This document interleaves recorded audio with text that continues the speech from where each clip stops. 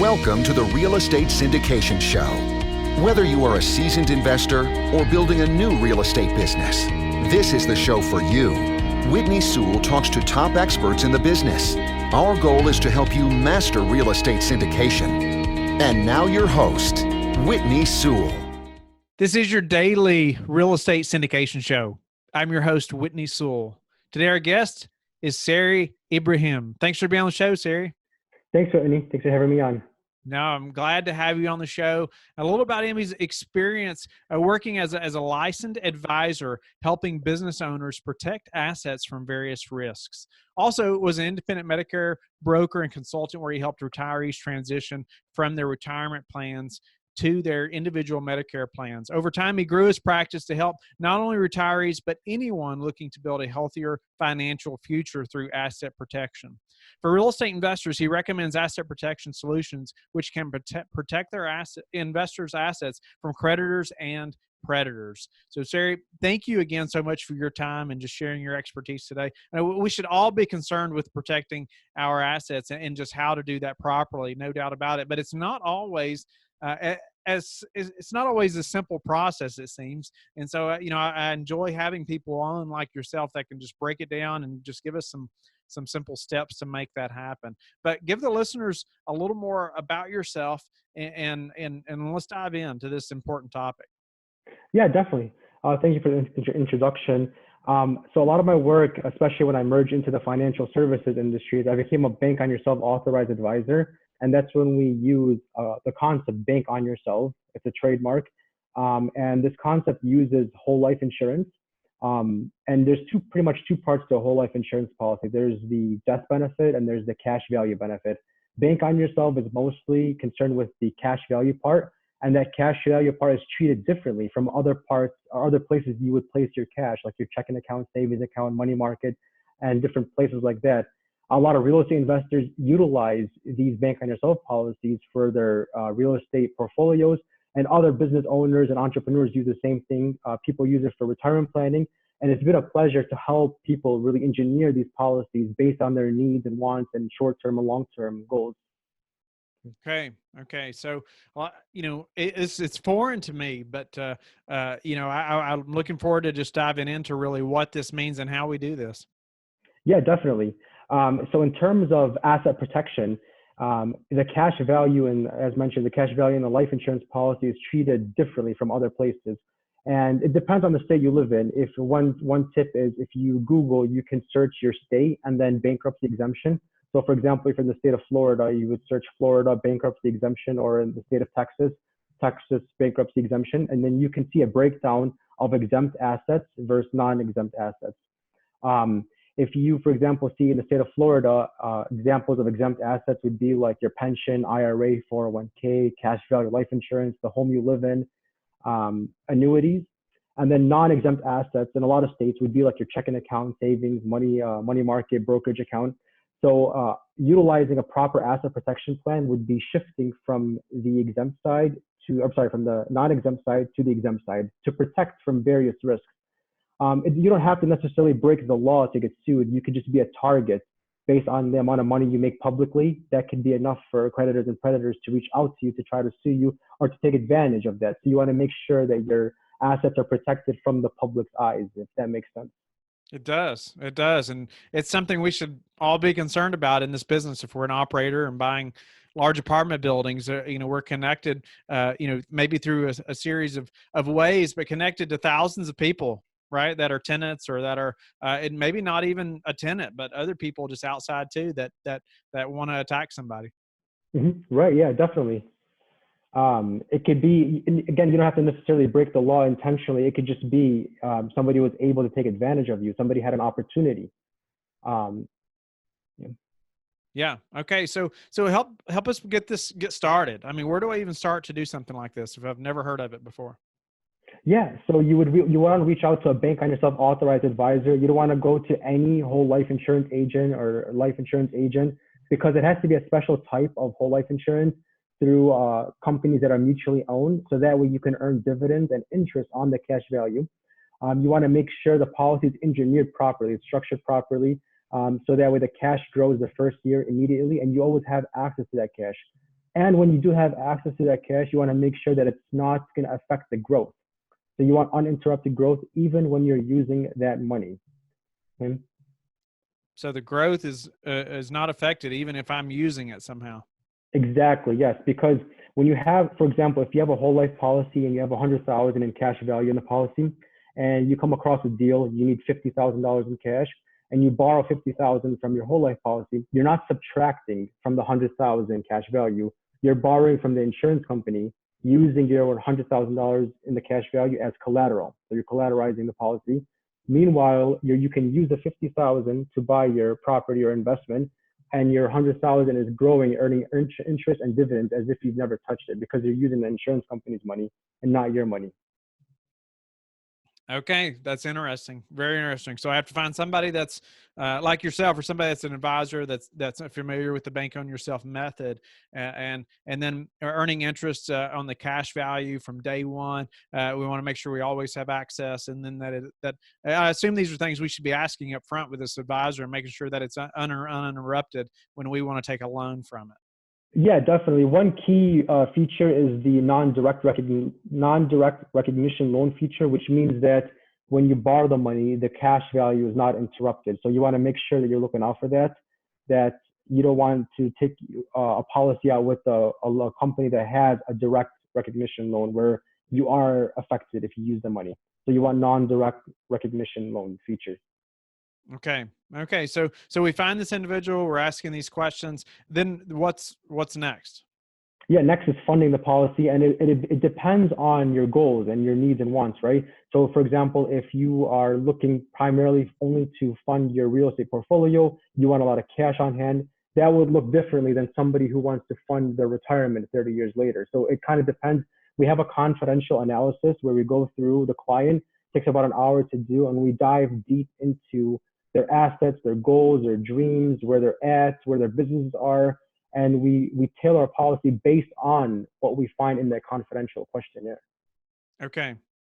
So if a passive investor wants to, say, invest 50,000 in a deal, is it safe to say they'd be better off to put the 50,000 in one of these plans to gain the interest there than take a loan and then go put the loan into a deal?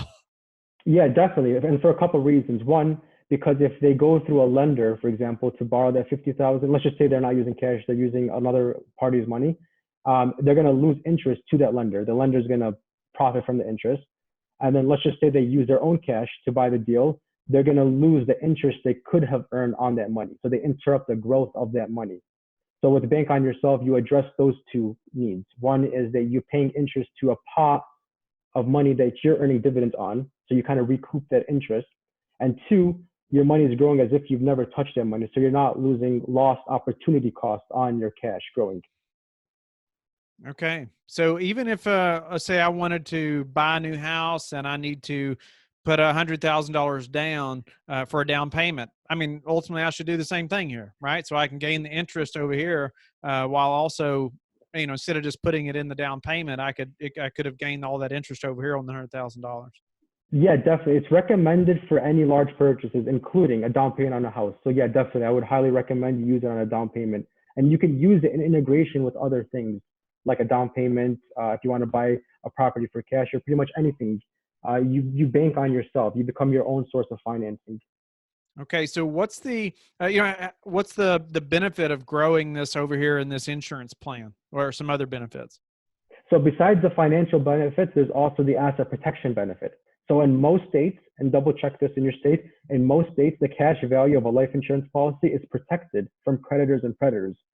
And there's 6 reasons why protecting your cash in a bank on yourself policy is the best asset protection plan. And okay, let's hear them. Sure. So number 1, fees. Let's just say, for example, that you wanted to implement an IRA or self-directed IRA. Yeah, in a lot of states, that is asset protected, but you're missing out on fees with that, or because usually the fees are 1 to 3% every year. So you have to pay the advisor those fees. With Bank on Yourself, we don't charge any fees. The fees that you pay are already included in the premium. So for example, if you're doing $100,000 a year, all the fees are wrapped into that premium. There's no additional assets under management fees. So you save on the fees with Bank on Yourself as opposed to other vehicles. That's one reason why it's really good. Another reason why is control, which is really important. You don't have to wait to a certain age or a certain time period to be able to access that money. You can access 85 to 90% of your cash value immediately. As soon as you fund the policy, 85 to 90% of your cash value, you can start using it. Okay. Third reason is volatility. As we recorded this, Whitney, we're in the middle of this whole COVID virus, and we can see what's happening with the markets right now. It's really bad. It's actually it's in certain situations, it's worse than 2008. And Bank on Yourself policies haven't been affected by the cash value, nor the growth haven't been affected by anything going on. It's because they're not invested in the stock market. They're in safe bonds, safe investments. It's not a volatile investment or volatile asset. So there's no market turbulence. It's not affected by that. And number four, there are no contribution limits. Like with IRAs and 401ks and other qualified plans, you're capped. I think a 401k is $19,000 per year. IRAs are like $6,000 per year. Same with Roths. These plans are capped. With Bank on Yourself policies, there is no cap. There's no contribution limit. Some companies fund these in the millions and billions of dollars. So again, there's no cap with these policies. Yeah, with number five, integration. With Bank on Yourself, using a Bank on Yourself type whole life policy, it's not a matter of either or, it's a both and solution. So instead of thinking, do I allocate 100,000 to my real estate portfolio, or do I put it into a retirement plan, or do I put it, you can, with Bank on Yourself, you can fund the policy and then use that cash for other purposes, other areas of your life. You can use it for internal source of financing, to build your retirement plan, for employee retention, to come across cash deals in real estate. So you all at the same time with the same dollars you have. Again, it's about integration and not necessarily having to choose investment A or first investment B. You can integrate it with different areas of your life and business. And then number six is the most important, is the taxes. The tax in most situations, in a lot of situations, the growth of the whole life policy, the cash value, is grows tax deferred. And when you take the money out, in a lot of situations, it's tax free. So for example, if you're earning income and you pay taxes on that income deposited into the policy using after-tax dollars, when you go to take it out, you're using tax-free. It's tax-free at that point since you've already paid taxes on it. And this protects a lot of investors and entrepreneurs when tax rates go up. I think right now the highest tax rate is like 37%. So if you paid tax on that money, deposit, capitalize your Bank on Yourself policy, and then let's say 10 years from now, the 37% bracket goes to 50%, you've protected yourself from that growth now, or from that increase in taxes, because your policy, you use after-tax dollars, you take the money out tax-free, and it was continuing to grow that entire time, while you can use it for other areas of your business and life. So the tax-free component is really, really important with Bank on Yourself and with asset protection. So what is the typical type of return or interest rates that we're going to get by putting our money there? Yeah, definitely. Typically, they're not really high with Bank on Yourself, and it's not, that's of course not the point of it. Usually between 4 to 6%. It's the guaranteed growth that really counts with Bank on Yourself, as well as liquidity and control. So you can use the cash value that you're building to fund those high return investments you're looking for. So the actual Bank on Yourself policy, to answer your question, Whitney, earns pretty much between 4 and 6% on a guaranteed basis. Okay, well that's better than what you wouldn't earn if you just put it somewhere else. Right? Yeah, exactly. But you said guaranteed. I mean, guaranteed. Is it really guaranteed? Yes, yeah, it's really guaranteed. So with the life policy, there's two sections. There's the guaranteed part that guarantees you in writing in illustration, and then there's the non-guaranteed part. Now, the non-guaranteed part, of course, is for legal reasons. The insurance company would have to notify that this is not the non-guaranteed side is how much you could earn in dividends, because dividends aren't guaranteed. However, Bank on Yourself only represents companies that have been paying dividends for over 160 years, including during times like the Great Depression and the 2008 crash. So again, it's not guaranteed. Dividends aren't guaranteed, but they've always paid them, if that makes sense. Okay. So I was thinking about this process. If I put 100,000 in, and I can borrow, let's say 80%, we're going to take 80,000 out. well, do I have to pay that 80,000 back before I contribute, to put more in, or how does that work? So when you borrow, for example, if you have 100,000 in cash value and you borrow 80,000, you can make your own terms, and the rules usually are within reasonable time to pay that policy back. So you set up a time structure to pay it back. While you're paying back this policy, your loan, you can still contribute to the actual premium amount. So if it's $100,000 a year policy, you can contribute $100,000 a year. While you have a loan, you're paying back your loan on your own terms. Did I kind of drift away, or does that answer your question? No, it does. So we're going to set up our own terms. We're going to be paying back, that loan that we have over here. But then, can I still contribute to like that 100,000? Can I make it 120? If I have 20,000 I want to put in, can I make it 120 even though I hadn't paid back that 80,000 yet? Good question. Yeah. So the policy, so there's something called a modified endowment contract, a MEC. That's when you churn a life insurance policy into a taxable vehicle, and we want to avoid doing that. So all policies based on your income and based on how much you're approved for has quote unquote room for growth. So that room is what you're talking about, adding 20,000 or adding a certain amount of money extra per year on the policy, and that would depend on how much you're approved for and depend on how much you're approved for and how much the policy value is. So let's just say, for example, you wanted to add 20,000.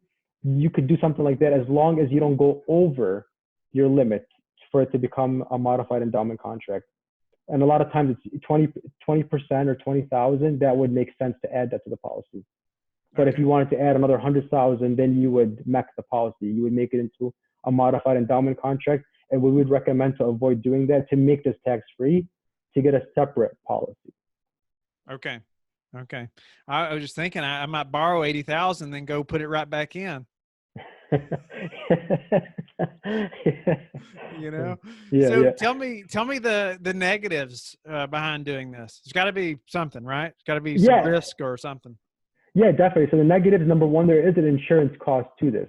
So if you were funding, for example, 100,000 for the first year, there would be an insurance cost, usually the first couple of years, to build the policy, to guarantee the death benefits, the administrative costs associated with the plan. That was pretty much a downside to it. And then, of course, when you borrow the money, you would have to pay it back. And if your loan amount exceeds what your cash value, then the policy can lapse. So those are pretty much the two downsides: is the fees associated with the life policy, as well as you have to pay that loan to avoid the policy from lapsing. Okay, so we have to pay back the money that we borrow. Yeah. That is a negative, right? Yeah. You also don't want to steal from yourself, right? You're your own banker. This is like your own quote unquote bank, not an actual bank, but it's treated like your own bank. You don't want to steal from yourself. Right. That's right. So what else do we need to know to do something like this? Or what are some common maybe questions that you get, doing this every day that I don't even know to ask you because I'm not as familiar with this type of process? Yeah, a lot of questions are on liquidity, being able to access that money. Again, you can access 85 to 90% of that money, the cash value. Other questions are like, what if I miss payments? Usually you want to kind of, before we dive into funding these policies, we want to take a really good look at what you want to do. Again, it all comes down to that confidential questionnaire and figuring out what your goals are. It's not supposed to be a commodity that we just sell. It's more of an actual solution that we help people build. So, okay, it's a solution that you help people build. I like that. Mm-hmm. I like that. So when should somebody look at something like this? I mean, or is there a minimum? Let's say, I've got $5,000 that I'm fixing to do something with, but wait a minute, if I could earn some interest over here on it before I go spend it over there, should I still consider something like this? Yeah, absolutely. That's what I did with my first policy. It was a small policy. It was around $300 a month. And I started doing that. I mean, my first year I had like $1,400 in cash value. But the point was I started doing that just to get in the momentum of building that guaranteed cash and getting that interest going. And I had room in the policy to add more to it. And that's what I did eventually. I started adding more to the policy, and I had another policy So yes, definitely. If you have, there's no really minimum amount. I think it's really important to get into the knowledge of this, to study this more, to talk to a bank on yourself, authorized advisor, to do the confidential questionnaire, and to get the ball rolling. That way, when you do come across those large deals and those large investments, you're ready to protect that money and you have a better idea, and it'll actually make you more competitive. Like for example, in 2008, when the market crashed, a lot of banks stopped giving out money, right? So cash investors had that upper hand, in the market, but but they also didn't have the upper hand on earning interest on their money even when they use it. This is where bank on yourself comes in. So it's better than using cash. If you have the knowledge and you know how these policies work at a younger age or with less money, you'll have more experience when that time comes, when you do have more money. If that makes sense, Whitney. Sure. How many policies can you have?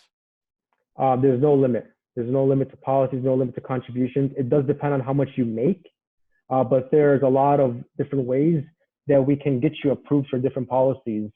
But to answer that, there are no limits to how many policies you can have. Okay, so I if I was fixing to spend $50,000 on something, I could just go open a policy for that, take out a loan, do that, and then if I had another investment, I'm going to invest $100,000 in, then I could just go start another one. Exactly. Yeah. Yep. Okay. Yeah. Okay. Yeah. What else do we need to know that I don't even know to ask you? Okay. Let's see. I was just thinking about like getting started with something like this. I think some people are going to say, "Oh, it's too good to be true," right? Well, yeah. Like you mentioned, the two downsides: the insurance expense, and then you have to pay back the loan. So I think that eventually it's like starting a business. It's going to take a couple of years for you to see those the real growth of it. Okay. Like starting a business, it might take you 2 to 3 years. That's usually the benchmark for starting a business in a lot of businesses. Same thing with the bank on yourself policy. It would take you 2 to 3 years of discipline to get to that growth mark. And that growth mark, what does that normally look like for most clients? For most clients, the growth part between 3 years and up is when the growth of the policy outweighs or outpaces what you're putting into it. So for example, if you're putting 100,000 in, eventually after about year 3, and depending on how much you can get approved for and how it's structured, after year 3 and 4 and going forward, the policy starts compounding and the cash value starts growing more than what you're putting into the policy. So for example, you're putting 100 in, your cash value is growing by 105, 110. The 4th year by 115, the 5th year. So it's outpacing what you're paying into the policy. Okay. I had a question for you. I can't remember.